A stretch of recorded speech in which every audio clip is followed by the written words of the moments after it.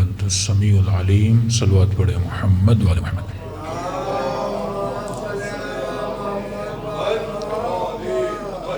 بسم اللہ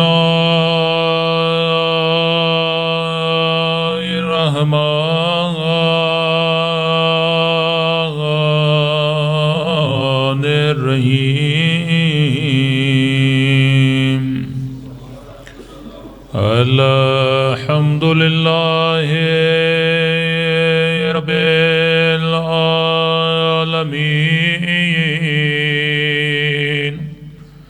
الحمد للہ کما هو أهله. الصلاة والسلام على سيد المرسلين وخاتم النبيين أبي القاسم محمد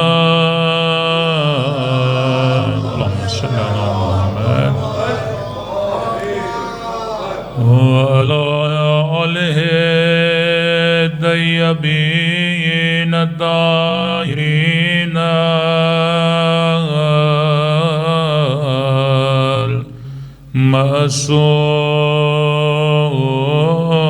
معصومین. سب مل کے دعائے سرکار امام زمان. اللہم کل ولیک الحجت ابن الحسن صلواتک علیہ وعلى آبائه في هذه الساعة وفي كل ساعة وليا وحافظا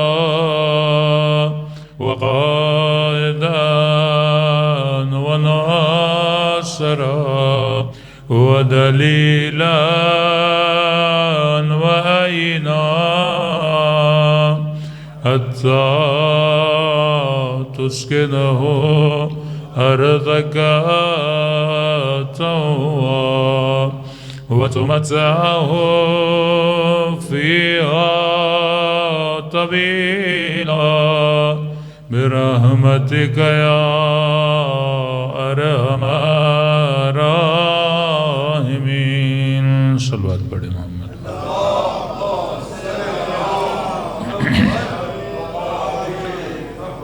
بسم اللہ الرحمن الرحیم. رب اشرح لی صدری ویسر لی امری واحلل عقدۃ من لسانی یفقهوا قولی. اما بعد فقد قال سبحانہ وتعالی بسم اللہ الرحمن الرحیم. قل لا اسألکم علیہ اجرا الا المودۃ فی القربہ. صلوات پڑھے محمد وعلی محمد.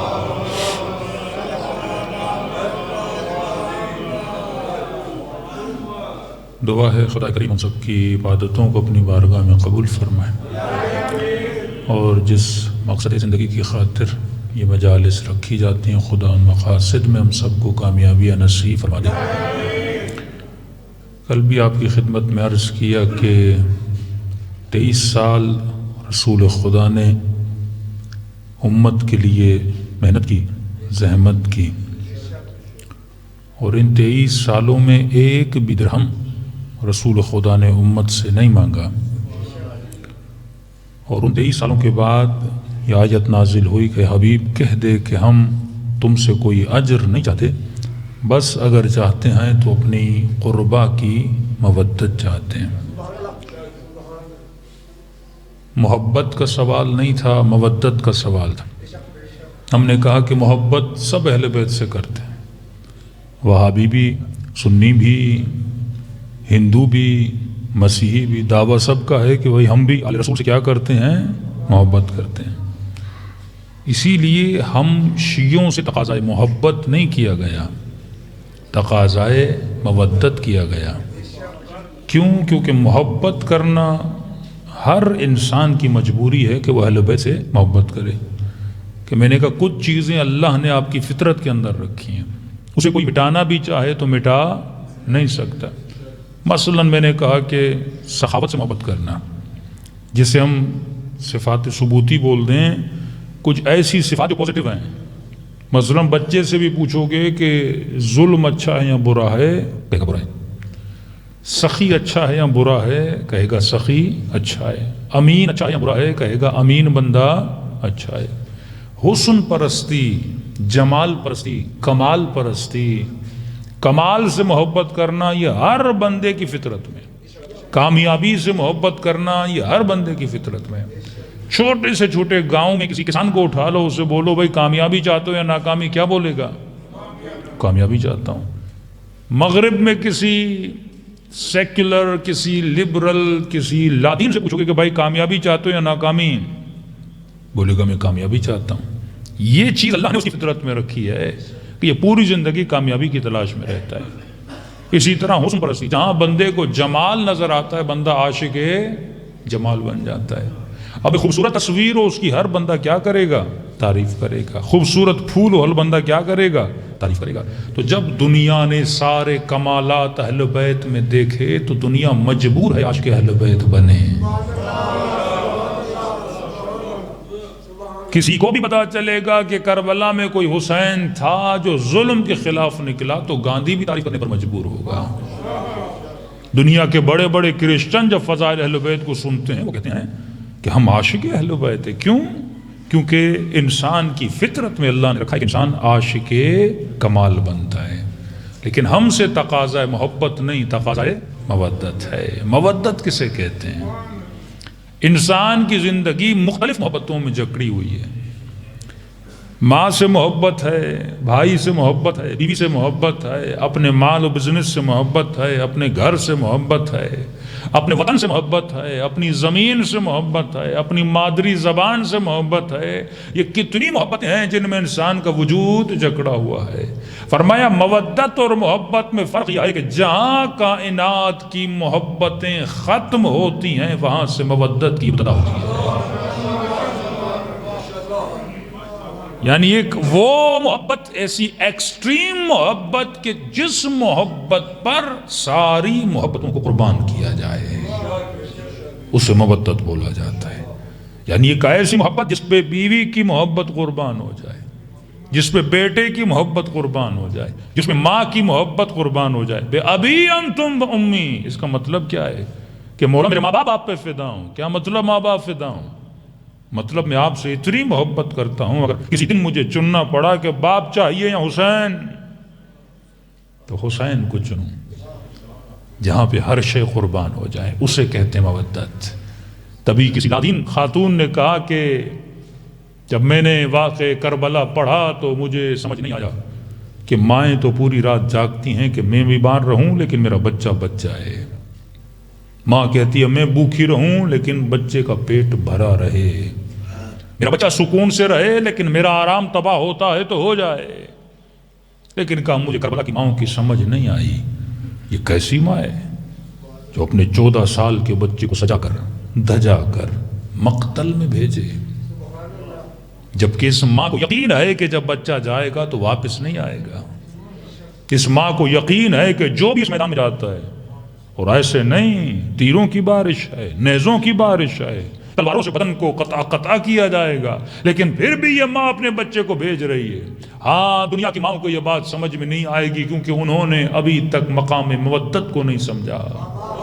لیکن جب کربلا کی ماں سے پوچھو گے کہ یہ ماجرا کیا ہے کہ اپنے بچے کو میدان مقتل میں کیوں بھیج رہی ہو، وہ کون سی ماں ہے جو اپنے بچے کو اس طرح قربان کر دے، تو جواب آئے گا مجھے قاسم سے محبت ہے پر حسین سے مودت ہے۔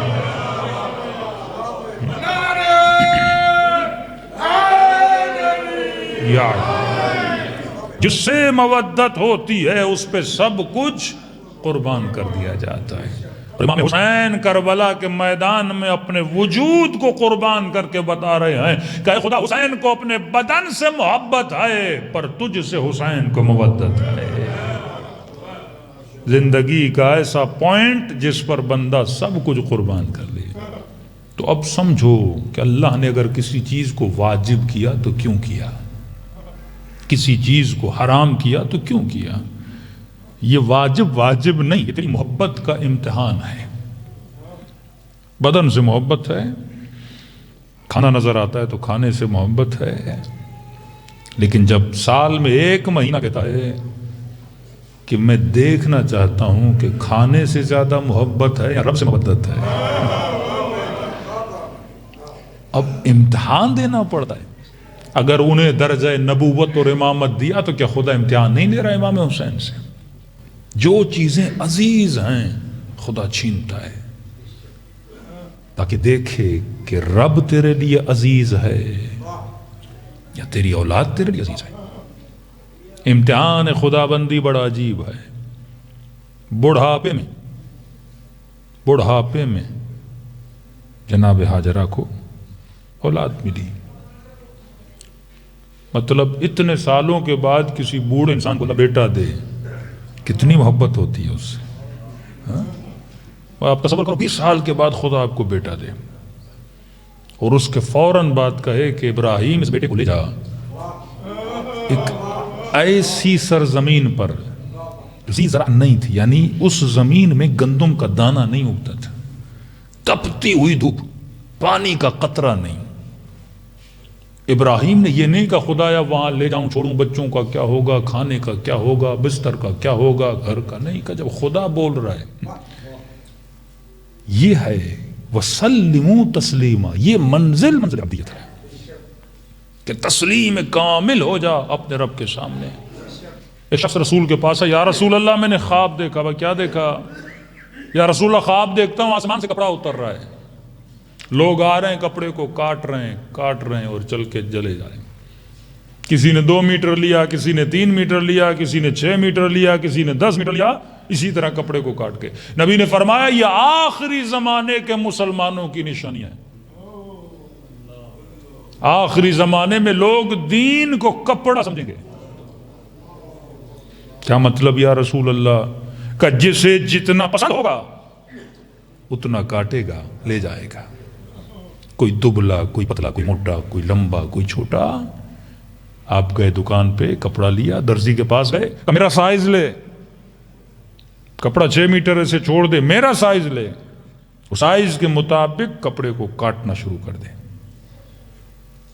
میں چھوٹا ہوں تو کپڑا چھوٹا، لمبا ہوں تو کپڑا بڑا، موٹا ہوں تو کپڑا اتنا۔ تو میں نے اپنے سائز کے مطابق، جتنی میری باڈی کا سائز تھا، میں نے اس مطابق اپنے وجود پر ایک قمیص کو سلوایا۔ فرمایا آخری زمانے میں دین کپڑا بن جائے گا، جسے جتنا پسند ہے پہنے گا، اور جو پسند نہیں اس درزی کی طرح کپڑے کو کاٹ کے پھینک دے گا۔ فرمایا دین کپڑا نہیں ہے۔ یہ بولو مولانا خمس اچھا لگتا ہے، کوئی بولے نہیں لگتا، کوئی بولے روزہ اچھا لگتا ہے، کوئی بولے نہیں رکھتا، کوئی بولے داڑھی اچھی لگتی ہے، کوئی بولے مجھے نہیں۔ دین کپڑا نہیں ہے۔ کہ یا رسول اللہ مومن کی مثال پانی کی طرح ہے۔ جب اس نے کہا نا اشہد ان لا الہ الا اللہ و اشہد ان محمد رسول اللہ، اس کی مثال پانی کی طرح ہے۔ کہا پانی جس چیز میں جاتا ہے اپنی شکل ویسی بنا دیتا ہے۔ پانی گلاس میں ڈالا شکل گلاس جیسی، پانی جگ میں ڈالا شکل جگ جیسی، پانی بالٹی میں ڈالا شکل بالٹی جیسی۔ جس چیز میں ڈالتے جاؤ پانی کا شیپ بھی ویسا بن جاتا ہے۔ فرمایا مومن وہ ہوتا ہے جب دین میں آئے تو شکل دین والی بنائے، دین کو اپنی شکل نہ دے۔ تو خدا کو نہ بتا کہ مجھے کیا چاہیے، تو اللہ سے پوچھا خدا تجھے کیا چاہیے۔ فرمایا آخری زمانے میں لوگ اس طرح بن جائیں گے۔ تو سوال یہ ہے کہ میں نے دین پہ کیا قربان کیا اور میں دین سے کیا مانگ رہا ہوں۔ جب تک مقام میں مودت پہ بندہ نہیں پہنچتا، مودت کے مقام میں بندہ کیا کرتا ہے؟ سب کچھ قربان کرتا ہے۔ اللہ نے واجب کیا کہ روزہ رکھ۔ اب روزہ کیوں واجب ہے؟ اللہ دیکھنا چاہتا ہے کہ تو اپنی پسند مجھ پہ قربان کرتا ہے یا نہیں کرتا۔ کہ کھانا حلال ہے، پانی حلال ہے، لیکن صبح سے شام تک روزہ رکھ تاکہ تیرے اندر ایک صفت پیدا ہو. اس صفت کا نام ہے تیرا ارادہ طاقتور ہو، ول پاور تیرا مضبوط ہو. دیکھیے جس طرح باڈی بلڈنگ کرتے ہیں نا تو ایک دن میں کسی کے ڈولے نہیں بنتے. منیمم بولا جاتا ہے 10 مرتبہ اٹھاؤ چھوڑو تک جا باڈی بنے. تو مسلس کا بنتے ہیں جب ریپیٹیشن ہو. کوئی بھی مسل بنانے آپ جب جتنا ریپیٹ کرتے جاؤ گے اتنے مسلز بنتے جائیں گے. اسی طرح آپ کے برین کے مسلز ہیں. اب اسلام نے تو پلیٹ میں دین رکھ کے دے دیا تبھی قدر نہیں ہے، اور یہی چیز کوئی انگریز بتائے تو ہم اس کے پیچھے دوڑتے رہتے ہیں. اس زمانے میں اسلام نے وہ باتیں بتائیں جو آج آپ کے ماڈرن سائیکولوجسٹ جو ہیں وہ بتا رہے ہیں، دنیا اس کو فالو کر رہی ہے. کیوں فرمایا من اخلص اللہ 40 یوم، جو 40 دن اللہ کے لیے خالص گزارے. معصوم فرماتے ہیں خدا اس کے دل میں حکمت کے چشموں کو جاری کر دیتا ہے. پوری زندگی تو شیطان کی سنتا، اللہ کہتا ہے 40 دن میری سن. مطلب 40 دن اس طرح سے گزار جس طرح سے علی ابن ابی طالب نے کہا. پھر دیکھ میں حکمت کے چشمے تمہارے اوپر کیا کر دوں گا، جاری کر دوں گا. اب روزہ کیا کرتا ہے؟ روزہ آپ کا ول پاور مضبوط کرتا ہے، ارادہ مضبوط کرتا ہے. حدیث سنیے، رسول اللہ سے جا رہے تھے قریش کے بڑے بڑے بہادر. اب آج کے زمانے میں بہادری کا مظاہرہ کسی اور طریقے سے، اس زمانے میں کسی اور طریقے سے. مثلا کسی گاؤں میں چلا کہ فلاں بندہ بڑا پہلوان ہے، مطلب اتنے بندوں کو اس نے زمین پہ گرایا، یہ پہلوان ہے. کوئی ویٹ اٹھاتا ہے، کوئی وزن اٹھاتا ہے. ایران کا ایک بہت بڑا وزن بردار رضا تقریباً 3-4 مرتبہ اس نے گولڈ میڈل جیتا پوری دنیا میں ہیوی ویٹ اٹھانے والا. یوٹیوب پہ آپ نے دیکھا ہوگا یا ابوالفضل عباس کا وہ قمیض پہ نام لکھتا تھا اور قاضی کا نام لے کے وہ تقریباً 200 کلو مور دین 200 kg وزن اٹھاتا تھا. اس سے کسی نے پوچھا کہ آپ دنیا کے بہادر ترین اشخاص میں سے آپ کا نام آتا ہے کہ سب سے زیادہ وزن اٹھاتا ہے، کہ یہ بتاؤ کوئی دنیا کی ایسی چیز ہے جو آپ سے اٹھائی نہیں جاتی، جو 200 کلو کا وزن اٹھائے؟ کوئی ایسی چیز ہے جاؤ کہاں؟ اس نے کہا ایک چیز ہے. کہ کون سی؟ کہ سردی کے موسم میں جب صبح کی اذان آتی ہے کمبل اٹھایا نہیں جاتا. جو بندہ 200 کلو کا وزن اٹھا لے سردی میں کمبل، کس چیز کی کمزوری ہے؟ مسلس کی کمزوری ہے. مسلس نے تو 200 کلو اٹھایا، کمبل کیا ہے؟ آدھا کلو 1 کلو کا وزن ہے. ارادے کی کمزوری. علی والے کا ارادہ کا جبل راسخ، مضبوط پہاڑ کی طرح. جو بندہ سگریٹ کا غلام ہو، غلامیاں مختلف ہیں نا، نشے کا غلام، سگریٹ کا غلام. میں کہتا ہوں نشے بھی مختلف ہیں. کوئی چرس کے نشے میں مبتلا، کوئی شراب کے نشے میں مبتلا، کوئی گپے مارنے کے نشے میں مبتلا، کوئی نگاہ حرام کے نشے میں مبتلا، کوئی غیبت کے نشے میں مبتلا. مولویوں کے بھی اپنے نشے ہوتے ہیں، ممبر پہ آنے والوں کے بھی خاص نشے ہوتے ہیں. خطیبوں اور ذاکروں کا نشہ ہوتا ہے واہ واہ. یہ نشہ نہ ملے تو ان کو مزہ نہیں آتا. شہرت کا نشہ، یہ بھی نشے ہیں. ہر بندے کا اپنا نشہ ہے. ہر بندہ نفس کی غلامی میں گرفتار ہے. کہتا ہے میں غلام علی ہوں لیکن غلام نفس ہوتا ہے. رسول خدا گزر رہے تھے، عرب کے بڑے بڑے بہادر بڑے بڑے پتھر اٹھا رہے ہیں. 50 کلو کا پتھر، 100 کلو کا پتھر. نبی کا صحابی ساتھ تھا، یا رسول اللہ کتنے بہادر ہیں جو اتنے بڑے پتھر اٹھائیں. نبی نے کہا مصطفیٰ کی نگاہ میں ان سے بڑا کوئی بزدل نہیں. دیکھو نگاہ میں فرق ہے. دنیا کسے بہادر سمجھ رہی ہے اور مصطفیٰ کسے بہادر سمجھ رہے ہیں. دنیا اسے بہادر سمجھے جو اتنا وزن اٹھائے، لیکن علی کی نگاہ میں، حسین کی نگاہ میں 92 سال کا جون بہادر ہے. سلمان بوڑھا ہے، شاید سلمان 20 کلو وزن بھی نہ اٹھا سکے، پر علی کی نگاہ میں یہ بہادر ہے. نگاہ میں فرق ہے. آپ کی نگاہ میں کوئی اور حسین ہے، اہل بیت کی نگاہ میں کوئی اور حسین ہے. دنیا سفید رنگ والے کو حسین بولتی ہے، حسین جون جیسے کالے کو حسین بول رہے ہیں. حسن میں فرق ہے، نگاہ میں فرق ہے. خدا کا ترازو الگ ہے، دنیا کا ترازو الگ ہے. رسول نے فرمایا اس سے بڑا کوئی بزدل نہیں. یا رسول اللہ جو اتنا بھاری بھاری پتھر اٹھا اسے بزدل کہہ رہے ہیں.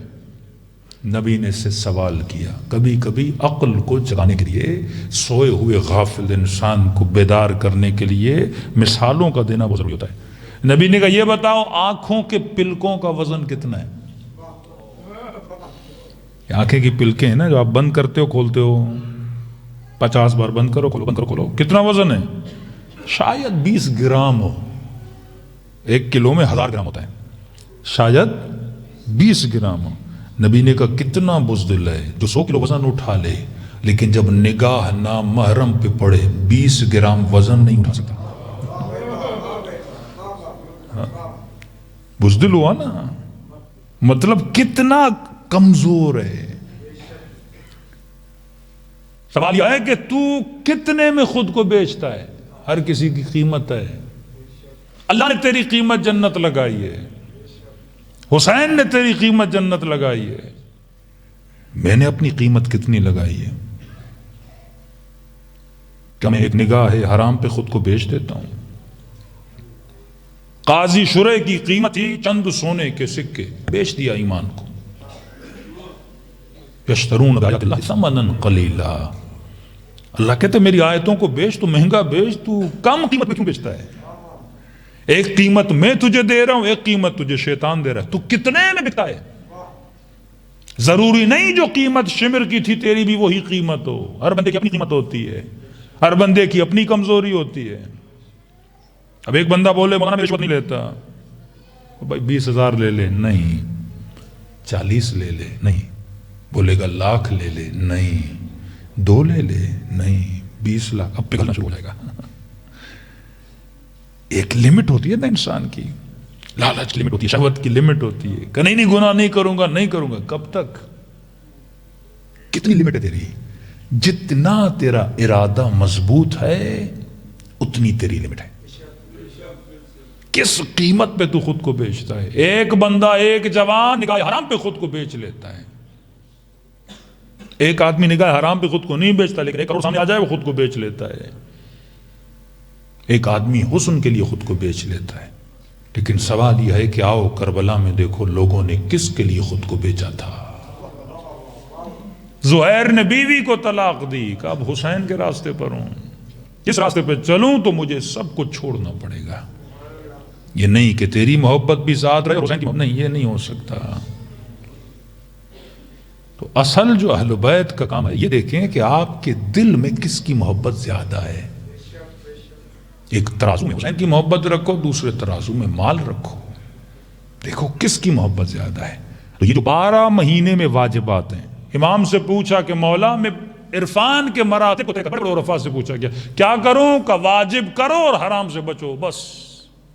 پھر دیکھو خدا کیا کیا تجھے دکھاتا ہے. جب تو یہ ثابت کر لے گا کہ اے خدا میرا ارادہ تیرے حرام کے سامنے رک جاتا ہے اور تیرے واجب پہ عمل کرتا ہے. المؤمن کا جبل راسخ، مومن کی مثال مضبوط پہاڑ کی طرح ہے، اور مد مقابل میں جو مومن نہیں ہے کہ رعا ہے، مچھر کی طرح ہے. جہاں کی ہوا لگی بندہ ویسا بن گیا. 4 دوست گندے ملے گندا بن گیا، پھر 4 اچھے دوست ملے اچھا بن گیا. یہ مچھر ہے. 4 دن عالم کے ساتھ، 4 دن زاہد اور 4 دن متقی کے ساتھ رہے گا، رمضان میں بڑا نیک ہو جاتا ہے. محرم میں بڑا حسین کو یاد کرتا ہے، لیکن آفٹر محرم کربلا جاتا ہے تو بڑا نیک ہو جاتا ہے. کہ مولانا بڑی روحانیت ہے بین الحرمین مولا حسین کے روزے پر. بھئی کربلا کے باہر کیا؟ پھر واپسی پہ جب اپنے گاؤں جاتے ہو تو پھر کیا حسین صرف کربلا میں تھے یا حسین کی محبت نکل گئی؟ یہ رعا ہے، یہ مچھر ہے. جہاں کی ہوا لگتی ہے وہاں چلا جاتا ہے. کہ 3 طرح کے لوگ ہیں. ایک کی مثال ابراہیم کی طرح ہے. ابراہیم برے معاشرے میں رہے پر برے نہ بنے. مطلب بندہ 4 چرسی 4 والیوں کے بیچ میں رہے لیکن بندہ گندا نہ ہو. دوسری کوالٹی جناب ابراہیم کی، برے معاشرے میں رہے اور اس معاشرے کا مقابلہ کیا. مطلب بت پرستوں کے بیچ میں رہے لیکن بت پرست نہ بنے. پلس میں حضرت ابراہیم نے بتوں کو بھی توڑا. یہ ایک ریولیشن، ایک انقلاب لانے والا. اور دیکھیے حضرت ابراہیم نے بھی قوم کی عقلوں پہ حملہ کیا. کتنا پیارا کام اللہ کے نبی کا. کیا کہ جب سارے گاؤں والے نکل گئے تو حضرت ابراہیم نے سارے چھوٹے بتوں کو توڑ دیا. کلہاڑی رکھی کس کے کاندھے پر؟ سب سے بڑا تھا. اب دیکھیے نا, لوگوں کی عقلوں کو اگر جگانا ہے تو اس طرح ٹیکنیک آف حضرت ابراہیم دیکھیے کتنی پیاری ٹیکنیک ہے, بڑے پہ رکھتی ہے. قوم واپس آئی, ابراہیم کس نے ہمارے بتوں کو توڑا؟ کہ بڑے سے پوچھو. کیوں کہ بڑے سے پوچھو؟ سوئے ہوئے لوگوں کو جگانے کے لیے. ہاں, اب اگر جواب دیتے خود پھنستے. ابراہیم نے تو پھنسا دیا نا ان کو, عقل کے جال میں ان کو پھنسا دیا. کہ بڑے سے پوچھو. اب وہ کیا بولتے؟ جواب دیا ابراہیم یہ تو بت ہے, بت کیسے چلے گا, بت کیسے مارے گا؟ ابراہیم کے پاس جواب موجود تھا. جب تو خود کہہ رہا ہے یہ بت ہے, یہ چل نہیں سکتا, پھر نہیں سکتا, تو اتنا بڑا خدا جب چھوٹوں کو بچا نہیں سکتا تو تجھے کیسے بچائے گا؟ اللہ یا رسول اللہ.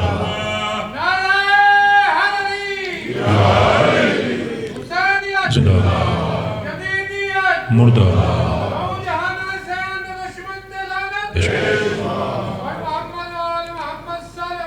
اللہم صلی علی محمد و علی محمد. پوری قوم نے جواب نہیں دیا ابراہیم کو, کیوں پتا تھا ابراہیم بڑا تیز ہے. ہم یہ بولیں گے ابراہیم اوپر سے بولے گا اس طرح ہے. تو قرآن کہتا ہے انہوں نے کہا کہ جلا دو ابراہیم کو, فانتصروا آلہکم, اپنے خداؤں کو بچاؤ. یہ ہے شیطان کی سوچ. آج وہابیت کی سوچ یہی ہے کہ جب بندہ لاجیکل سوال کرے اور تمہارے پاس جواب نہ ہو تو کیا جلا دو. اگر ابراہیم رہا تمہارے خدا نہیں رہیں گے. فانتصروا, بچاؤ اپنے خداؤں کو, ابراہیم کو جلا دو. تو وہابی آج کیا کہتے ہیں؟ مار دو شیعوں کو, کوئی شیعہ رہے تو ہم نہیں رہیں گے. مطلب بے وقوف اور عقل سے آری انسان کا کام ہے کہ وہ جواب نہیں دیتا, وہ سیدھا کیا کرتا ہے؟ لڑنا شروع ہو جاتا ہے. مولا علی فرماتے ہیں نحن ابناء الدلیل, تو دلیل والا ہے. لڑتا وہ ہے, گالی وہ دیتا ہے جس کے پاس دلیل نہ ہو. علی والا کیوں گالی دے؟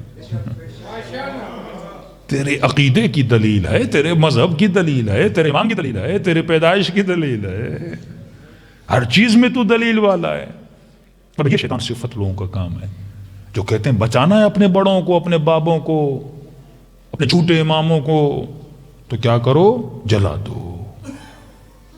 فرمایا جہاں پر یہ نعرہ نظر آئے تو سمجھ جانا اس سوچ کے پیچھے کون ہے؟ شیطان ہے.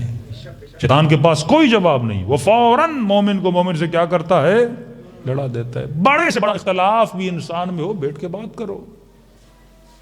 تو بھی دلیل لا, میں بھی دلیل لاتا ہوں. اللہ نے تجھے بھی صاحب عقل بنایا, مجھے بھی صاحب عقل بنایا ہے. تو عزیزان محترم, شیطان کا کام ہے آپ کو روا بنانا. پہلا بندہ ابراہیم, برے معاشرے میں رہے اور برے معاشرے کو سدھارنے کی تحد الامکان ابراہیم نے کیا کی؟ قربانی دی. یہاں تک ابراہیم کو آگ میں پھینکا گیا, پھر خدا نے حضرت ابراہیم کی کیا کی؟ مدد کی. ایمان کی قوت یہ ہے, سب سے پہلے جس نے منجنیق بنایا وہ شیطان تھا, جس نے فرعون اور نمرود کو سکھایا کہ تجھے کس طرح منجنیق بنانا ہے. فرمایا جب ابراہیم کو پھینکا جا رہا تھا تو ہوا اور آگ کے بیچ میں ابراہیم علق. اتنی بڑی آگ تھی کہ کوئی نزدیک نہیں جا پا رہا تھا کہ ایک چیز ابراہیم کو رکھ کر ابراہیم کو پھینکا گیا. اس وقت جناب جبرائیل آئے, ابراہیم آگ میں جا رہے ہو, اللہ سے مدد کیوں نہیں مانگ رہے؟ کہو تو میں خدا کو بولوں, اللہ تیری مدد کرے. ابراہیم نے کہا جبرائیل جب تجھے پتا ہے کہ میں آگ میں جا رہا ہوں, کیا میرے خدا کو پتا نہیں ہے؟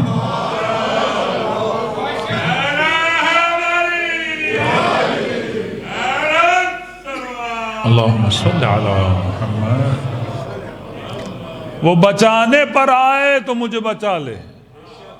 اگر اسے میرا بچنا پسند ہے تو ابراہیم کو بچنا پسند ہے. اگر وہ میرے جلنے پر راضی ہے تو رضن برضا. جسم اس کا دیا ہوا, میں کون ہوتا ہوں سوال کرنے والا؟ میرا کپڑا میری مرضی, جلاؤں یا رکھوں؟ اللہ اس کا مالک ہے, خالق ہے. وہ جلانے پر راضی تو ابراہیم جلانے پر راضی ہے. یہ ابراہیم کا کردار ہے. ایک ابراہیم, کچھ لوگ ابراہیمی مزاج کے ہیں, کہتے نہیں ہم برے معاشرے میں رہیں گے تو خراب نہیں ہوں گے بلکہ ہم 4 لوگوں کو سدھاریں گے. یہ بہت مشکل ہے ابراہیم کا کام. دوسرے لوگ ہیں جناب آسیہ کی طرح جو برے ماحول میں رہیں لیکن خود کو بچا سکیں. جناب آسیہ نے کچھ ایسا نہیں کیا کہ 4 لوگوں کو سدھارے لیکن خود بچی رہیں. یہ دیکھو تمہارا مزاج آسیہ والا ہے یا ابراہیم والا ہے. اور کچھ لوگ ہیں نوح کے بیٹے کی طرح جو برے ماحول میں رہ کے برے ہو جاتے ہیں. اگر تجھے پتا ہے تو اتنا کمزور ہے تو اس ماحول میں رہنا چھوڑ دے. ہجرت واجب ہو جاتی ہے. معصوم فرماتے ہیں جس بندے کو پتا ہو یہ ماحول مجھے برا کر سکتا ہے, علی سے دور کر سکتا ہے, خدا سے دور کر سکتا ہے, اس ماحول سے کیا کر لے, ہجرت کر لے. ایک یونیورسٹی کا اسٹوڈنٹ تھا. میں نے کہا بھائی کہا میرے 3-4 دوست ہیں, گانے سنتے ہیں, سگریٹ پیتے ہیں, پتہ نہیں کیا کیا کرتے ہیں, کیا میں ان کے روم میں رہ سکتا ہوں؟ میں نے کہا اگر ایمان بچا سکتے ہو تو یہ نہ ہو کہ 3 مہینے کے بعد تو بھی ان کی عادتوں میں مبتلا ہو جائے. لیکن اگر تو دوستوں کے ساتھ بیٹھا ہے اور اچانک اذان کی آواز آتی ہے تو ان کے درمیان سے اٹھ کے دوسرے کمرے میں جا کے نماز پڑھ رہا ہے تو ان کے اوپر کیا ہوگا, افیکٹو ہوگا. جرمنی میں فرانس میں ایک فرینچ پروفیسر بولتا ہے ایک ہمارے مسلمان کو کہ آپ کو پتا ہے کہ وہ کون سا مہینہ ہے کہ ہمارا دل کرتا ہے ہم مسلمان ہو جائیں. فرینچ بول رہے ہیں, انگریز, کرسچن, مسیحی. کہ آپ کو پتا ہے آپ کے مسلمانوں کا ایک مہینہ ہے جس میں ہمارا دل کرتا ہے کاش ہم بھی مسلمان ہوتے. کہ کون سا؟ کہ جب رمضان کا مہینہ آتا ہے. کہ کیوں؟ کہ اس مہینے میں ہم یہ دیکھتے ہیں کہ آپ خود کو نہیں چلا رہے, کوئی اور ہے جو آپ کو چلا رہا ہے.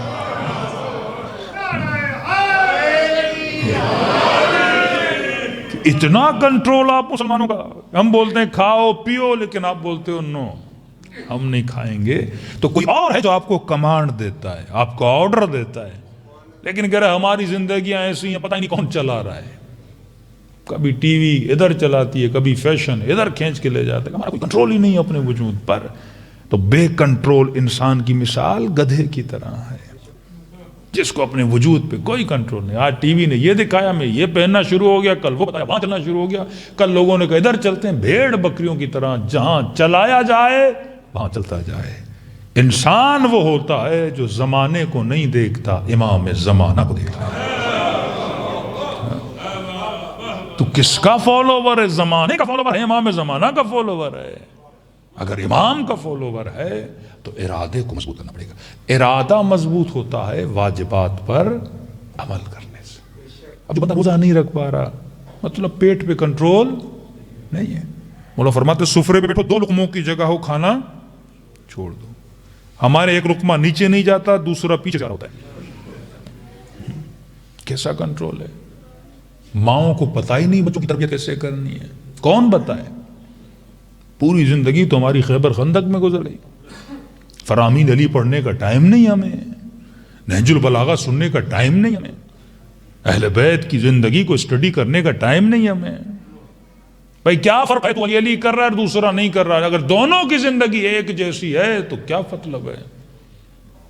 ایک ہی پاکستان کے معاشرے, یہ شیعہ, یہ سنی, یہ وہابی, یہ اہل حدیث, اور سب کے کرتوت سیم ہے. یہ بھی راشی, وہ بھی راشی, یہ بھی زانی مثلا, وہ بھی زانی, یہ بھی جھوٹا, وہ بھی. فائدہ کیا؟ جس پہ نام علی آئے وہ کردار علی دکھائے. علی کا طرز زندگی علی کا طرز زندگی ابراہیم شودی امام زمانہ بلندتر صلوات. اللہ صلی اللہ علیہ. برادر عزیز یہ جنگ کردار ہے. اہل بیت نے سب کچھ گوایا, کردار نہیں گوایا. گھر دیا, بیٹے دیے, سب کچھ دیا اہل بیت نے. لیکن دنیا کا کوئی بندہ یہ نہیں بول سکتا کہ اہل بیت کا کردار اچھا نہیں تھا. اس کے مقابلے میں دنیا کس کو مانتی ہے لا کر کھڑا کر دو, انہی کی کتابوں سے بتائیں گے ان کا کردار کیا تھا. جتنا تو تعریفیں کرے لیکن جو نیگیٹیوٹیز ہیں ان کا تو کیا کرے گا؟ کتنا بھی دل کرے رضی اللہ عنہ بولو امیر شام کو, لیکن قتل عمار کو کیا کرو گے؟ شراب پینے کو کیا کرو گے؟ جو مظالم ڈھائے ان کو کیا کرو گے؟ جو گالیاں دی ان کو کیا کرو گے؟ نہیں بچا سکتے. ایک ہی کردار ہے، کردار آل رسول، ہر زمانے میں ستارے کی طرح چمکتا ہے. تو بھی خود کو اس طرح روشن کر. یہ جنگ کردار ہے. کا روزہ رکھ، روزہ واجب. روزے میں کیا ہوتا ہے؟ آپ کا ول پاور مضبوط ہوتا ہے. مطلب بھوک لگتی ہے، دل کرتا ہے کھاؤں، لیکن آپ روکتے ہو.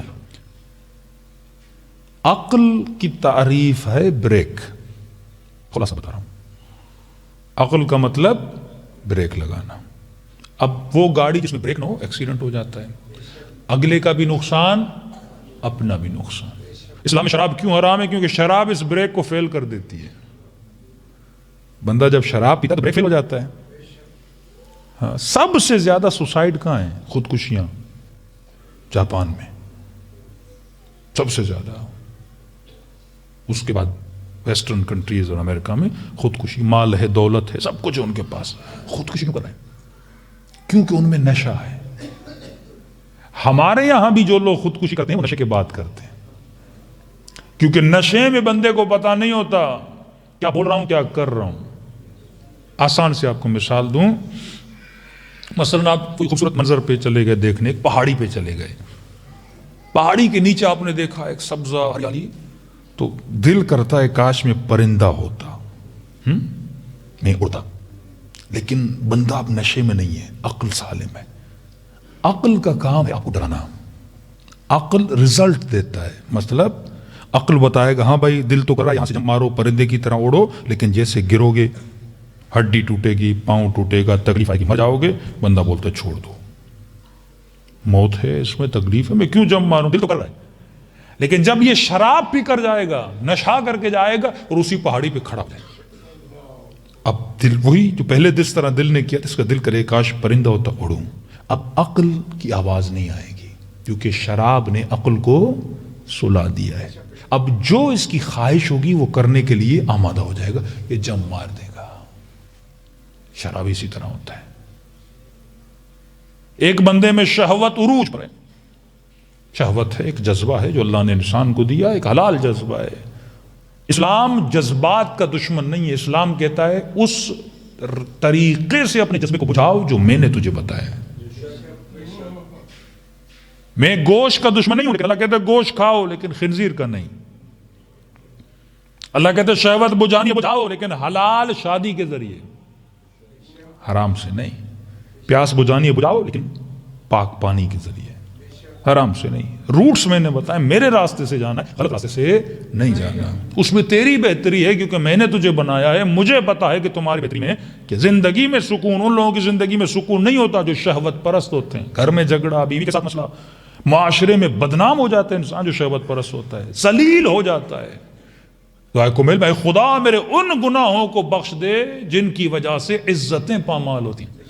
جب تو گنہگار ہو جاتا ہے، معاشرے میں تیری عزت نہیں رہتی، لوگوں کے سامنے سر اٹھانے کے قابل. اللہ تجھے عزیز بنانا چاہتا ہے، تجھے معاشرے کے سامنے عزت عطا کرنا چاہتا ہے. اب جب بندہ نشے میں آتا ہے، مثلا شہوت ہو، اس میں خدا نخواستہ کسی کے ناموس پہ نگاہ پڑ جائے، اگر عقل بیدار ہوگی تو کہے گا شرم کر، حیا کر. کسی کی ماں ہے، کسی کی بہن ہے، دست درازی نہیں کرے گا. اب وہ چاہے خدا کے خوف سے یا لوگوں کے خوف سے. عقل خوف دلاتی ہے، بھائی چار لوگ کھڑے ہیں دیکھ رہے ہیں، عزت ہے تیری، کوئی ریکارڈ نہ کر رہا ہو، کچھ نہ کر رہا ہو، بندہ کچھ نہیں کرتا. عقل خوف دلاتی. لیکن جب بندہ نشے میں ہو، اس میں شہوت آ جائے، جو دل کرے گا یہ وہی کرے گا. نہ لوگوں کی پرواہ نہ اللہ کی پرواہ ہوگی، کیونکہ وہ بریک کیا ہو جاتی ہے؟ فیل ہو جاتی ہے.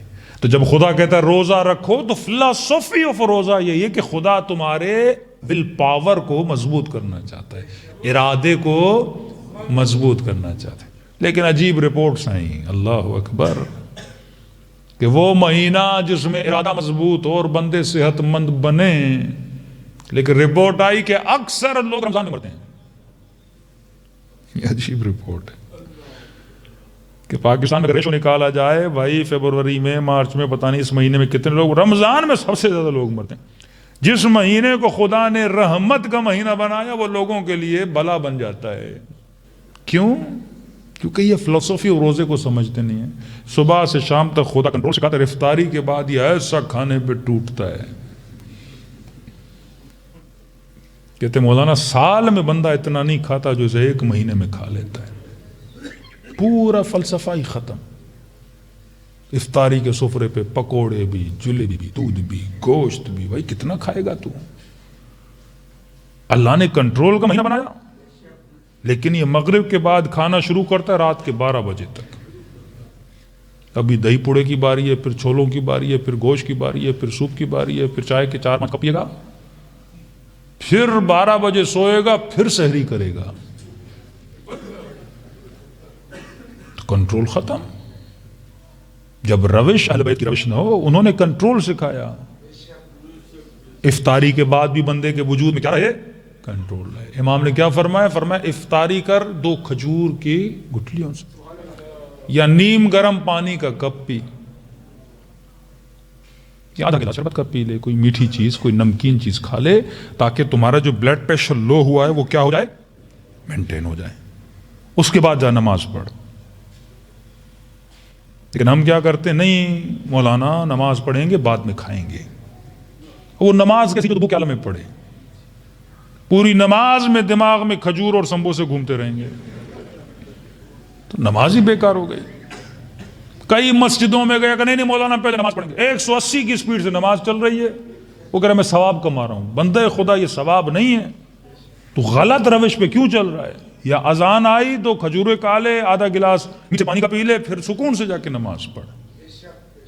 کیونکہ مفصل افطاری میں وقفہ ہونا چاہیے، کیونکہ پیٹ کو اتنی بھوک لگتی ہے وہ زیادہ کھانا چاہتا ہے، ایک درندے کی طرح. تو اسے 2 کھجورے دے، آدھا کپ گرم پانی کا دے، آدھا تھوڑا سا شربت کا پی لے، تاکہ اس کو غذا مل جائے، پھر یہ ٹھنڈا ہو جائے گا. اس کے بعد آدھے گھنٹے کے بعد جب تو افطاری کرے گا تو ہلکی افطاری کرے گا. لیکن اس ہوس کو جب اجاگر رکھے گا نا، اتنی ہوس ہے، اب نماز بھی اسی ہوس میں پڑھے جا رہا ہے، جلدی نماز مولوی ختم کرے میں سفرے پہ ٹوٹ پڑوں، تو اس سے کیا ہو جاتا ہے؟ انسان اور بیمار ہو جاتا ہے. تو اہل بیت کی روش کو اگر ہم سفروں پر بھی لائیں تو انسان کبھی بیمار نہ ہو. میں زندہ مثال دیتا ہوں. بھائی آج آپ اپنے سارے مراجع کو دیکھ لیں، مجتہدین کو، شیعہ مراجع 80 سال سے کوئی کم ہے ہی نہیں. کون سے گوشت اور کون سی مرغیاں اور کون سا لگژری لائف اسٹائل ہے ان کا. آج خامنئی 75 ایئرز سے زیادہ اور پوری دنیا کو تقریریں بھی کر رہے ہیں، اور ہمارے بڈھے دیکھو بات کر سکتے ہیں بھولنے کی؟ وہ بڈھے چل ہی نہیں سکتے. 60 سال کے بعد 65 سال کے بعد بندہ چلنے کے قابل نہیں رہتا. آغائے وحید شاید 88 سال کے ہو چکے ہیں، لیکن آج بھی درس دیتے ہیں، حافظہ کام کر رہا ہے، زبان کام کر رہی ہے، پوری دنیا پر کر رہے ہیں. کیوں؟ کیونکہ انہوں نے فرامین اہل بیت پر عمل کیا. خدا نے بھی لمبی زندگیاں دی ہیں، صحت والی زندگی. ایک دوسرا چیلنج کروں آپ کو، دنیا میں سب سے زیادہ کینسر کس ملک میں ہوگا؟ سوچ کے بتائیے. کینسر کی بیماری سب سے زیادہ. اب جن ملکوں کے یہاں انشورنس ہے، ہیلتھ ہے، پتہ نہیں جوگنگ واگنگ، اچھا لائف اسٹائل، صفائی وفائی، انگریزوں کے یہاں ہے نا، اچھی گاڑیاں، اچھے گھر، ہر چیز ہے. سب سے زیادہ دنیا میں کینسر جو ہے غالباً ڈنمارک میں، یعنی ان ویسٹرن کنٹریز میں، یعنی 7 ممالک جن میں سب سے زیادہ کینسر ہے، ایک بھی ملک مسلمانوں کا نہیں ہے. مطلب ہم تھوڑا بہت اسلامی ہیں، اس نے ہمیں بیماریوں سے بچایا ہوا ہے. اس کے بعد جن مسلمان ملکوں میں کینسر ہے، پہلا نمبر مسلم ملک کون سا ہے؟ وہ ترکی کا ہے. مطلب وہ ملک جن کی زندگی گزارنے کا طریقہ ویسٹرن ہے. ترکی کے لوگ انگریزوں کی طرح رہتے ہیں نا. اس کے بعد لبنان ہے، لبنانی بھی ویسٹرن طریقے کے ساتھ گزارتے. ہمارے ملکوں میں سے کوئی ملک نہیں. اللہ نے جو تمہیں طریقہ بتایا ہے اس میں اللہ نے کیا رکھی ہے تمہارے لیے؟ شفا رکھی ہے. تو روزہ ہے ارادے کو مضبوط کرنے کے لیے. کبھی فرمائے صرف سال میں 1 مہینہ نہیں، مولا فرماتے علی والے کم از کم ہفتے میں بھی 1 روزہ ضرور رکھتے ہیں. اب 1 سال تم نے مہینہ پریکٹس کی، پھر پورا سال تم چھوڑ دیا، پھر تو غلام ہوا و ہوس بن گیا. کم از کم ہفتے میں 1 مرتبہ نہیں تو 15 دن میں 1 مرتبہ نہیں تو مہینے میں 1 روزہ علی والا ضرور رکھتا ہے. میں آپ کو آزمانے کے لیے بولوں، ہم پورا مہینہ روزہ رکھتے ہیں، 3 دن دبا کے کھاتے ہیں نا عید کے. 4تھے دن اگر کوئی ہے مسلمان کا بچہ تو روزہ رکھ کے دکھائے. بڑا مشکل ہوتا ہے کیونکہ 30 دن کی محنت ایک طرف اور 3 دن کا کھانا ایک طرف اتنا ہم نفس کو موٹا کر دیتے ہیں. اب چوتھے دن بولو مجھے روزہ رکھنا ہے، نفس رکھنے ہی نہیں دے گا. مولا فرماتی درندہ ہے، دشمن خدا ہے. انہو لکم عدو مبین، کھلا کھلا تیرا دشمن ہے. یہ پوری کوشش کرے گا تو جنت میں نہ جانے دے. نفس تو بولے گا نا ایک نعرہ مار تو جنتی بن جائے گا. نفس کو کیا، وہ آپ کو ان چیزوں کا عادی کرے گا جو سب سے زیادہ آسان ہے. آج اس مومن نے 2 نعرے مارے، آپ بھی نعرہ مارے. نعرہ مارنا کون سا مشکل بات ہے؟ تو جس کے دل میں محبت علی ہے وہ نعرہ مارتا ہے، جس کے دل میں مودت علی ہے وہ صبح کی نماز پہ اٹھتا ہے.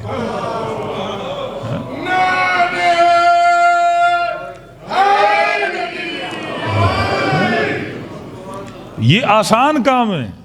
ابھی آپ نعرہ مارے سارے یا علی کہیں گے، لیکن بولو صبح کی نماز پہ اٹھو، وہ مشکل کام ہے.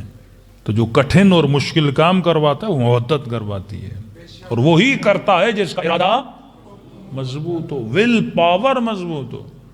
اور اللہ کو کیا پڑھی ہے کہ مثلا اذان کی آواز آئے فوراً نماز پڑھو. اللہ میں 1 گھنٹے کے بعد پڑھوں ان کا نہیں، فوراً، تاکہ تمہارے اندر میری اطاعت پیدا ہو جائے، تو میرا مطیع بنے. یہ کون ہے جو تجھے روک رہا ہے؟ بزنس، مال، دولت، ٹی وی، ڈرامہ، بچے، کون روک رہا ہے تجھے جب اللہ تجھے بلا رہا ہے؟ تو میدان جنگ ہے، لیکن امام حسین نماز پڑھتے ہیں. حالت جنگ میں نماز اضطراری ہوتی ہے، یعنی آدھے لوگ پڑھتے تھے، آدھے لوگ کھڑے ہوتے تھے، پھر آدھے لوگ پڑھتے تھے. جنگ صفین ہے، مختلف جنگیں ہیں. امام نے مصلح ابن عباس مولا میدان جنگ، امام فرمایا علی اسی نماز کو بچانے کے لیے جنگ لڑ رہا ہے. کیا نماز میں اٹھک بیٹھک ہے نا، اور کیا نماز میں. لیکن کبھی سوچا ہے آپ نے، ہم 2 گھنٹے ڈرامے پہ بیٹھتے ہیں، نفس نہیں روکتا. بچے 3 گھنٹے کرکٹ کھیلتے ہیں، نفس نہیں روکتا. بیوی بچوں کے ساتھ گپے مارتے ہیں، نفس نہیں روکتا. مجلس حسین میں 2 گھنٹے بیٹھتے ہیں، نفس نہیں روکتا. نماز سے روکتا ہے. کبھی سوچو نا کیوں 17 منٹ مجلس تو گھنٹے کی بات. تو گاؤں میں 3 دن مجلس چلتی رہتی ہے، ایک آیا، دوسرا آیا، تیسرا آیا، بندے بیٹھے ہوئے ہیں. لیکن اسی مجلس کا بولو اذان آئی ہے نماز پڑھو، نہیں.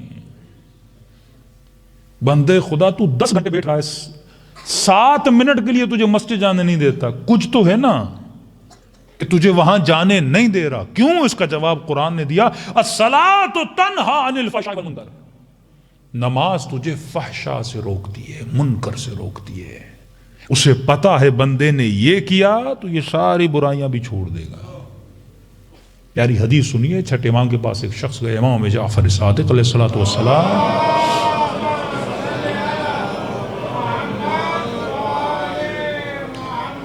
لیکن اب جیسے مکروہات ہیں نا، اب یہ کھاؤ مکروہ ہے، مثلاً آپ تیل والی چیزیں کھاؤ گے، یہ نقصان دیتی ہے، لیکن اس کا جو نقصان ہوتا ہے وہ لانگ ٹائم.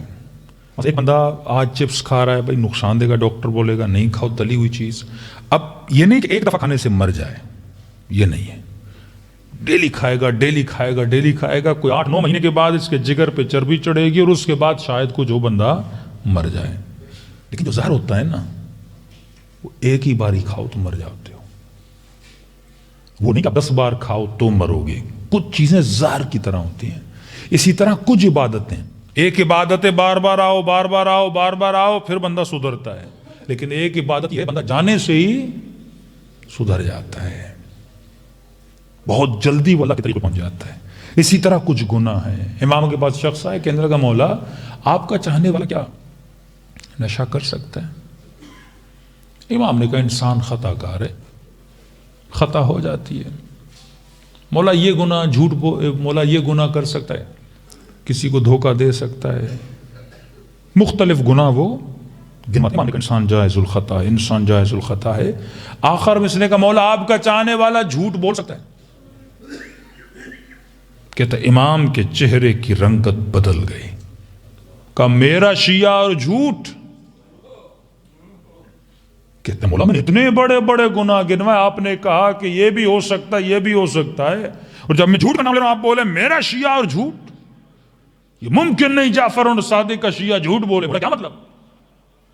امام نے کہا جو جھوٹ بولے گا وہ یہ سارے گناہ کرے گا. اور جو جھوٹ نہیں بولے گا وہ سارے گناہ نہیں کرے گا. تو کچھ چیزیں آپ کو گناہگار بناتی ہیں. بندہ سوچے. کئی جگہوں پہ تو ہم پریشان ہوتے ہیں لوگوں کو سمجھانے میں، کیونکہ ممبر سے ایسی گفتگو ہوتی ہے، بھائی مجلس افضل ہے، نماز افضل ہے. بھائی یہ کوئی سوال ہے کرنے والا؟ ہم کون ہیں دو عبادتوں کا آپس میں مقابلہ کرنے والے؟ ہم پابند ہیں اطاعت خدا کے. یہ تقابل کیا ہوتا ہے؟ کل کوئی بولے حسن افضل ہے یا حسین افضل ہے، یہ کوئی تقابل ہے؟ کلنا محمد ہے، ہم مطیع پروردگار عالم ہیں، ہمیں یہ کرنا ہے جو نبی صلی اللہ علیہ وسلم نے کیا. پھر کسی نے پڑھ دیا نہیں بھائی مجلس افضل ہے. بھائی کیوں؟ دلیل بھی دے رہے ہیں. جب ذہنوں پر شیطان سوار ہو تو شیطان دلیلیں بھی دلواتا ہے. کیونکہ دیکھو نماز نہیں پڑھی نا، اس کی قضا ہے، مجلس کی قضا نہیں ہے. تو اس بے وقوف کو سمجھائے قضا واجب کی ہوتی ہے، مستحب کی نہیں ہوتی. قضا واجب عمل کی ہوتی ہے، مستحب کی نہیں ہوتی. آپ کا جب دل کرے امام حسین کی زیارت کرو. اب یہ تھوڑی آپ نے مثلا اس سال زیارت نہیں کی تو اگلے سال کو مولا آپ قضا کرنے آیا ہوں، نہیں. جب طاقت ہے تب آنا امام حسین کی زیارت پہ جاؤ. اب یہ نہیں کہ آج میں مجلس پڑھ رہا ہوں، کئی لوگ مجلس میں نہیں آئے تو وہ کیا کل قضا کریں گے میری مجلس کی؟ مجلس مستحب فعل ہے، ایک ہدایت کا پیغام ہے، آؤ سنو، یہ رزق الہی ہے جس کو ملا. دوسری بات، مجلس کا وقت اللہ نے تھوڑی معین کیا ہے. 24 گھنٹے میں جب دل کرے اللہ کے رکھو مجلس حسین ابن علی. دوپہر کو رکھو، رات کو رکھو، 3 بجے رکھو، صبح 5 بجے رکھو، کسی نے روکا ہے؟ لیکن شیطان ایگزیکٹ اسی ٹائم پہ رکھواتا ہے جہاں سے حی علی الصلاۃ کی آواز آتی ہے. مطلب وہ چاہتا ہے کہ حسینی کو نمازی سے کیا کرے؟ وہ الگ کرنا چاہتا ہے. حدیث معصوم ہے، فرما شیطان کا ایک سب سے بڑا حربہ من طاعت الی طاعت، یہ ایک طاعت کو دوسری طاعت سے لڑاتا ہے. مجلس بھی طاعت ہے، نماز بھی طاعت ہے، دونوں اللہ کی عبادتیں ہیں. کہ یہ اتنا کم بخت ہے، یہ شیعہ کو یہ نہیں بولے گا شراب پیو، اسے پتا یہ نہیں پیے گا. یہ اس کو یہ نہیں بولے گا جا کے زنا کرو، اس کو پتا یہ علی والا ہے نہیں کرے گا. کہ یہ نیک آدمی کو نا عبادتوں میں ڈالتا ہے، اتنا کم بخت ہے. انگلش کے 2 ورڈ ہیں سمجھ لیجیے، ایک امپورٹنٹ، ایک ہے موسٹ امپورٹنٹ. اردو میں کہیں تو ضروری، بہت ضروری. فرمایا جو انسان زندگی میں ان 2 چیزوں کو سمجھ لے جنت اس کے لیے آسان ہے. مطلب جو مسئلہ میرے سامنے میں سمجھ سکوں کہ اس وقت ضروری کیا ہے اور بہت ضروری کیا ہے. مثال کے طور پہ آپ کا 1 ہفتے میں امتحان ہے اور دوستوں کے ساتھ کرکٹ بھی کھیلنے جانا ہے، وہ بھی ضروری ہے، صحت کے لیے بندہ اسپورٹ کرے، امتحان دینا بھی. لیکن بہت ضروری کیا ہے؟ امتحان ہے. اب بندے کو یہ پتا نہ لگے نہیں آج 4 دوست آئیں کھیل لیتا ہوں، اب جائے گا کھیلے گا، تھک جائے گا، سو جائے گا، کہاں تیاری کر پائے گا؟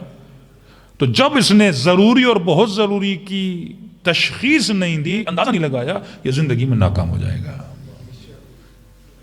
اسی طرح صبح 8 بجے جانا نوکری پہ اور رات کو گھر کے کچھ کام بھی ہیں. اب اس کو پتا ہونا چاہیے کہ ضروری بہت ضروری کیا ہے. اگر تو ٹائملی سوئے گا تو ٹائملی اٹھے گا، پھر کام پر بھی پہنچ پائے گا. اسی طرح پڑھائی، اسی طرح مختلف ہم زندگی کاموں میں ناکام ہو جاتے ہیں لیکن ہمیں پتہ ہی نہیں ضروری کیا ہے اور بہت ضروری کیا ہے. ہم ضروری کاموں میں لگ جاتے ہیں، بہت ضروری کو چھوڑ دیتے ہیں، پھر جب وقت آتا ہے انسان ناکامیوں کا سفر طے کرنا شروع کر دیتا ہے. کا شیطان یہی کرتا ہے، من طاعت الی طاعت، ایک طاعت خدا کو دوسری طاعت خدا سے لڑاتا ہے. مثال دے کے بیان کروں، مثلا ایک آدمی ہے، اسے ڈیلی صبح زیارت عاشورہ پڑھنے کی عادت ہے، اللہ نصیب کرے سب کو. ایک ہے جسے مثلا زیارت عاشورہ یا کسی کو قرآن پڑھنے کی عادت ہے، ڈیلی 1 جز پڑھتا ہے، کوئی آدھا جز پڑھتا ہے، کوئی کسی نہ کسی اچھی عادت میں مبتلا ہے. کچھ بھی ہو جائے، دنیا ادھر ادھر، بچے بولیں بابا ادھر کر، نہیں بس پہلے میں زیارت عاشورہ پڑھوں گا پھر آ کے بات کروں گا. کچھ بھی ہو جائے مجھے نہیں اٹھانا مصلی سے، عادت ہے. اب اس نے صبح کی نماز پڑھی، ختم کی، اس نے زیارت عاشورہ پڑھنا شروع کیا. السلام علیکم یا ابا عبداللہ. اچانک دروازے پہ دستک، بیٹا ہاں بھائی کیا ہوا؟ کہا کہ بابا کو جلدی بلاؤ، میری بیوی بیمار ہے، گاڑی خراب ہو گئی ہے، سردی میں اسٹارٹ نہیں ہو رہی، بابا کو بولو گاڑی اسٹارٹ کریں، ہاسپٹل جانا ہے. یہ اندر آئے، بابا فلاں دوست آئے، بیوی کی طبیعت بہت خراب ہے، کہہ رہے ہیں آپ گاڑی نکالیں، میں جانا ہے. کہ نہیں زیادہ عاشورہ پڑھوں بعد میں. معصوم فرماتے یہ بے وقوف ہے، اسے یہ نہیں پتا اس وقت کون سی طاعت انجام دینی ہے. اس وقت اس زیارت عاشورہ سے بہتر ہے کہ اس مومن کی جا کے جان بچائے. کئی تھے نا ایسے بے وقوف کوفے میں کہ ہم تو نماز پڑھ رہے ہیں, وہ کہہ رہے ہم تو حج کر رہے ہیں. ارے حسین جا رہے حج کر رہا ہے. تشخیص نہیں دے پا رہا کہ اس وقت میرے لیے اہم اور مہم کا پتہ نہیں لگا پا رہا کہ اہم کیا ہے اور مہم کیا ہے, امپورٹنٹ کیا ہے, موسٹ امپورٹنٹ کیا ہے.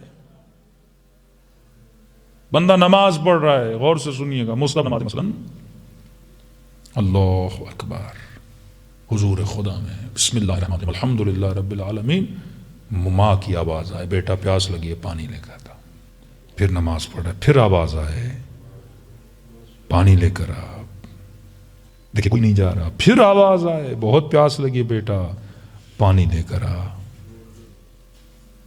اب اسلام کہتا ہے نماز کو چھوڑ ماں کو جا کے پانی پلا.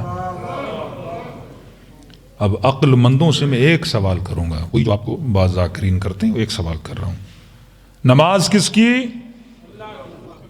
ماں کس کی؟ میری. تو آپ سے سوال ہے کہ ماں افضل ہے یا نماز؟ کیا افضل ہے؟ نماز. پھر نماز کے لیے ماں کے پاس کیوں گئے؟ ہاں, میں ماں کے پاس ماں کے لیے نہیں گیا, اللہ کے لیے گیا ہوں. کیونکہ اللہ نے کہا کہ اگر ماں بلائے تو نماز کو چھوڑ. اللہ کی محبت میں گیا ہوں, ماں کی محبت میں نہیں گیا. اگر میں حسین کی مجلس کو ختم کر کے مسجد جا رہا ہوں تو حسین کے لیے جا رہا ہوں. آج جو بول تو مجلس حسین کو نہیں چھوڑ رہا, میں حسین کے پاس جا رہا ہوں. سوال یہ ہے کہ حسین کی مجلس ہو رہی ہے اور خود امام حسین بیٹھے اور اذان کی آواز آ رہی ہے, امام حسین کیا کریں گے؟ ایک رات کی مہلت مانگی لشکر یزید سے, ایک رات کی, اپنے لیے, عبادت خدا کے لیے. لشکر یزید والے کہتے ہیں کہ حسین کے لشکر سے تسبیح خدا کی آواز ایسے آ رہی تھی جیسے شہد کی مکھیاں اپنے چھتے پہ آواز ڈالتی ہیں. پھر آپ سے سوال ہے کیا اس رات مولا حسین نے سکینہ کے ساتھ وقت گزارا تھا؟ جس کو پتا ہو میری زندگی کی آخری رات ہے, بیوی بچوں کے ساتھ گزارنا, اکبر کے ساتھ گزارتے نہیں, پورے کے گھر کا گھر تسبیح خدا میں مشغول تھا. کیونکہ اصل ہدف زندگی عشق پروردگار عالم. تیری زندگی میں سب کچھ ہو پر خدا کا عشق نہ ہو. معصوم کا فرمان ہے خدا کا سب سے بڑا عذاب کیا ہے؟ سب سے بڑا عذاب کسی نے اولاد بے اولاد ہونا کا نہیں, قرضدار ہونا کا نہیں, بیمار ہونا کا نہیں, تندرست ہونا کا نہیں, معذور ہونا نہیں. مولا کیا ہے کہ ایک بندے کے پاس سب کچھ ہے, گھر ہے, اولاد ہے, بیوی, بچے, مال, بہترین زندگی گزار ہے. کافروں کو دیکھ رہے ہیں نا, اکثر لوگ کہتے ہیں ان پہ کوئی عذاب کیوں نہیں؟ ٹرمپ بہترین زندگی گزارے, بن سلمان بہترین زندگی گزارے, دشمن علی, دشمن اہل بیت, قاتلین شیعہ, لیکن زندگی آپ دیکھ رہے ہیں کیسی گزار رہے ہیں, بہترین گاڑیاں, زندگی. معصوم فرماتے ہیں یہ چیزیں نعمت نہیں ہیں. کا سب سے بڑا عذاب الہی ہے کہ خدا جس بندے سے ناراض ہوتا ہے نا, اسے اپنی عبادت کی لذت سے محروم کر دیتا ہے. اب اس بندے کو مناجات میں, دعائے کمیل میں, اللہ سے باتیں کرنے میں, نماز میں مزہ ہی نہیں آتا, سکون ہی نہیں ملتا اسے. یا اللہ اکبر کہتے کہتے جتنا جلدی ہو سکے مصلی کو چھوڑ کے بھاگ جاؤں. سمجھ لو یہ عذاب الہی, خدا تم سے ناراض ہے. میرا آپ سے سوال ہے, علی کو سب سے زیادہ کہاں مزہ آتا تھا؟ پریکٹیکل بتائیں نا. مسجد میں. مولا حسین کو سب سے زیادہ شب عاشور تسبیح. امام زین العابدین اتنی دعائیں, امام محمد الباقر, امام موسیٰ کاظم اتنے سال زندان میں رہے کا کوئی بات نہیں. رب تو ساتھ ہے, اللہ کے ساتھ راز و نیاز. مجھے زیادہ وقت مل گیا. سیدہ زینب زندان شام ہے. امام سجاد فرماتے ہیں آدھی رات کا وقت ہوتا ہے, پپی اماں اٹھتی ہیں, وضو کرتی ہیں, جب نماز کا وقت ہوتا ہے تو بیٹھ کے نماز پڑھتی ہیں.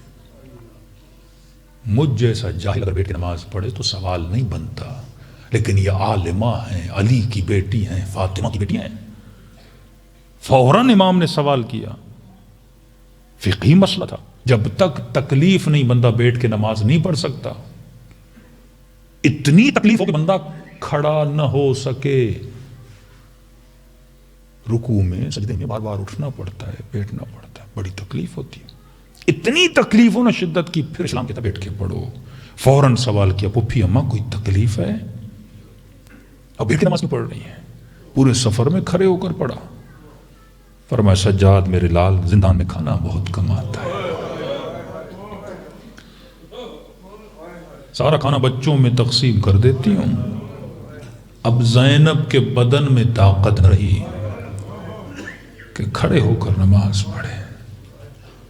جب تاریخ کربلا تو شرم آتی ہے بی بی زینب سے، واللہ شرم آتی ہے کہ بی بی ہم کھا کر پی کر صحت مند ہو کے سو جاتے ہیں، پھر بھی ہم نماز پہ اٹھ نہیں پاتے، اور یہ عالم علی کی بیٹی کا کہ تازیانے لگے ہیں، نیزے لگے ہیں، کھانا اتنا آتا ہے کہ تھوڑا تھوڑا کر کے بچوں کو دیتی ہیں، خود نہیں کھا رہی، لیکن پھر بھی عبادت خدا میں مشغول ہے۔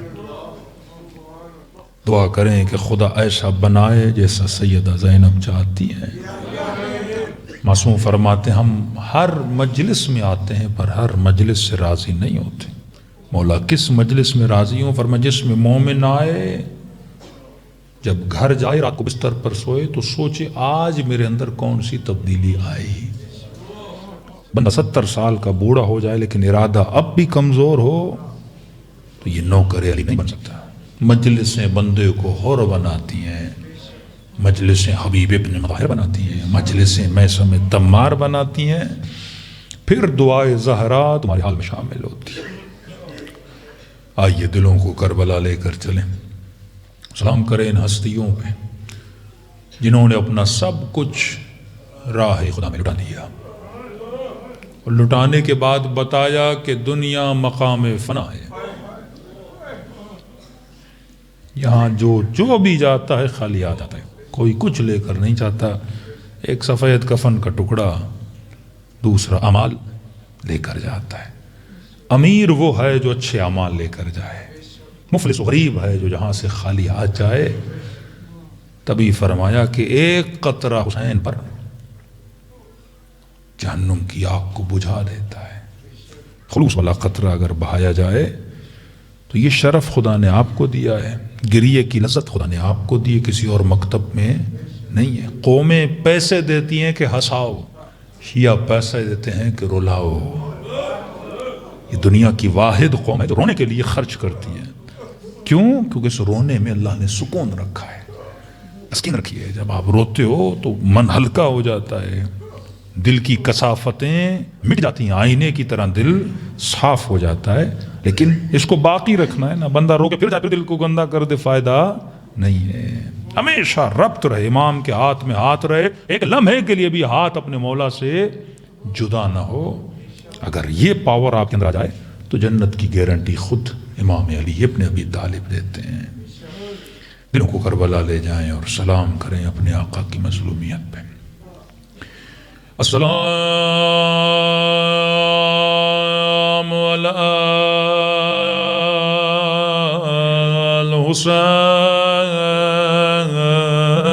الحسین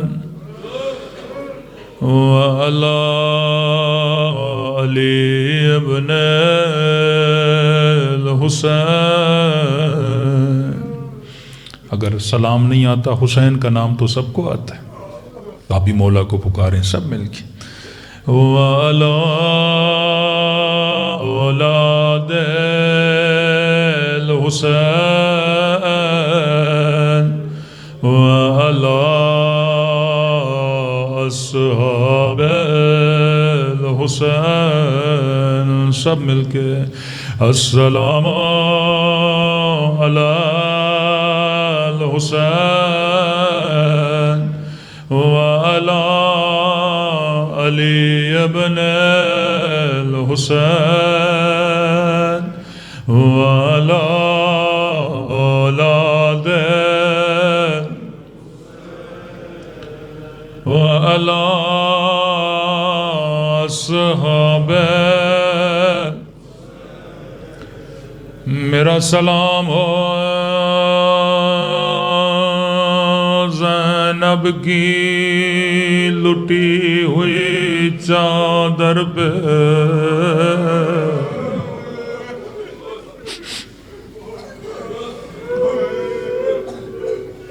میرا سلام ہو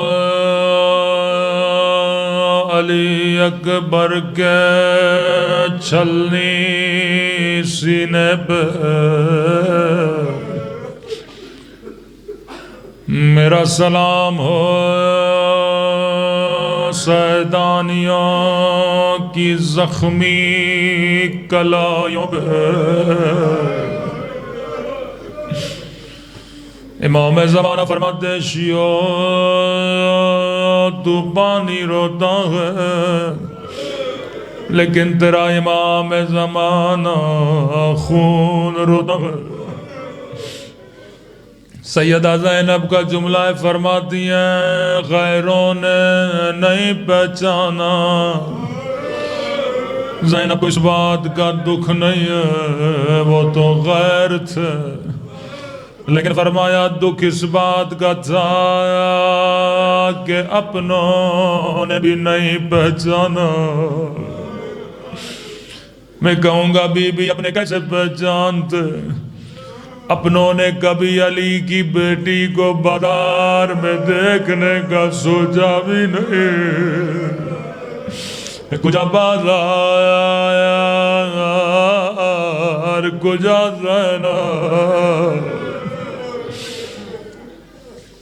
ایک بچی یتیمہ تھی امام حسین گھر لے کر آئے اسے ایسے پالا جیسے اپنے بچوں کو پالتے جب جوان ہوئی شادی کرا دی اپنے وطن چلی گئے ہر سال مدینے آتی تھی مولا کے قدموں میں بیٹھتی تھی کہتی تھی مولا میں اپنے شوہر کو بتاتی ہوں میرا حسین بڑا کریم ہے مجھے ایسے پالا جیسے اپنے بچوں کو پالتا ہے مولا ہر سال واپس آتی ہوں مجھ سے پوچھتا ہے کب تیرا مولا آئے گا میں اسے دعوت دوں گا بڑے بڑے سفرے لگاؤں گا بڑی بڑی خدمتیں کروں گا اتنا سننا تھا امام حسین نے فرمایا شیرین ہم آئیں گے پر تو پہچان نہ سکو گے اتنا سننا تھا شیرین اپنی جگہ سے کھڑی ہو گئے مولا میں اتنی نمک حرام نہیں اتنے سال سے آپ کا نمک کھایا کیسے نہیں پہچانوں گے رو کے کہنے لگی مولا وہ آنکھیں نکال دو جو اپنے حسین کو نہ پہچانے امام کو بڑا پیار آیا کہا شیریں بیٹھ جا شیریں تیرا قصور نہیں ہوگا حالات بدل جائیں گے لیکن شیریں حسین کی وصیت یاد رکھنا جی میرے مولا فرمایا شیریں قیدی بڑے مظلوم ہوتے ہیں قیدیوں کا خیال رکھنا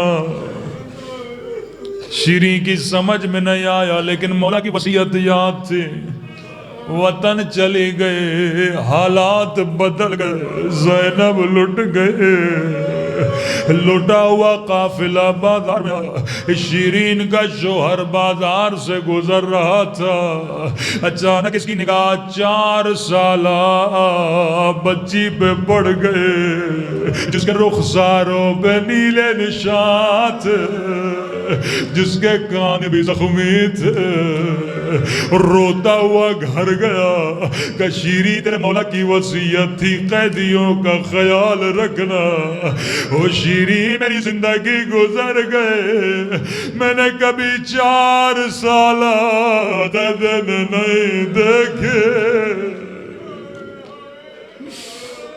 شیریں نے کہا جلدی کرو قیدیوں کو گھر بلاؤ اس مومن نے دعوت دے، قید بی بیاں شیرین کے گھر میں آئی، قیامت کا منظر تھا جسے زینب نے حجاب سکھایا، اس کے سر پہ چادر تھے، لیکن ہائے علی کی بیٹی کی قسمت۔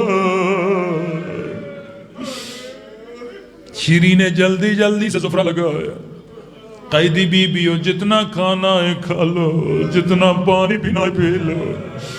قیدی بیویوں نے کہا مومنہ ہمیں پانی نہیں چاہیے، ہمیں کھانا نہیں چاہیے، اگر اجازت ہو تیرے گھر میں ماتم کر لے، کیونکہ ایک دن میں ہمارے گھر سے 18 لاشیں نکلی ہیں، کسی نے ہمیں رونے نہیں دیا۔ شیرین نے کہا قیدی بیویوں میں کیوں روکوں گے، جتنا رونا رو لو۔ یا قیدی بیویوں نے ہلکا بنایا۔ ایک مرتبہ قیدی بی بی اٹھی، بڑا درد بھرا بہن کیا، رو کے کہنے لگی اے علی اکبر کے پیاسے بابا، اے علی اکبر کے غریب الوطن بابا۔ جیسے اکبر کا نام سننا تھا شیری کا کلیجہ ہلا۔ اے قیدی بی بی چپ ہو جا، یہ تو میرے مولا کے بیٹے کا نام ہے، اللہ اکبر پہ میرے بچے قربان کرے۔ قیدی بی بی یہاں بیٹھ گئے، مومنہ تیرا گھر اجازت نہیں تو ماتم نہیں کریں گے۔ نہیں قیدی بیویوں میں تمہارا دل دکھانا نہیں چاہتا، یہ نام لے کے بائن نہ کرو، اگر تیرے مقتول کا کوئی بھائی ہے اس کا نام لے کے بائن کرو، یا بھائی کا نام آنا تھا۔ پھر سے کوئی قیدی بھی اٹھی اور بائن کیا، اے عباد کے پیاسے بھیا، اے عباد کے غریب الوطن بھیا۔ شیرین کا قیدی بی چپ ہو جا، یہ بھی میرے مولا کے بھائی کا نام ہے۔ اللہ باز پہ میری جان قربان کرے۔ اپنی جگہ سے اٹھی روتی ہوئی آنکھوں سے، قیدی بیویوں تو نے مجھے بڑا رلا، یہ تو مدینے والوں کے نام ہے۔ کہتی ہے جو بی بی سب سے زیادہ رو رہی تھی میں اس کے قدموں میں بیٹھ گئی، میں نے کہا قیدی بی بی تو نے مجھے بڑا رلایا، میں تمہیں آخری مہلت دیتی ہوں، اگر تیرے مقتول کی کوئی بہن اس کا نام لے کے بائن کرو۔ عزادارو اب کوئی اور بی بی نہیں اٹھی، ایک مرتبہ زینب اٹھی اور بائن کیا، اے اجڑی ہوئی زینب کے پیاسے بھیا، اے اجڑی ہوئی زینب کے غریب بھیا۔ اب شیری بی بی زینب کے قدموں میں گری، کہنے لگی اے قیدی بی بی بتا تو کون ہے، تیرا میرے حسین کے ساتھ کیا رشتہ ہے؟ اتنا کہنا تھا زینب نے بالوں کو ہٹایا، کہا شیری نہیں پہچانا، انا زینب او شیری تیرے مہمان آ گئے، تیرا حسین آ گیا۔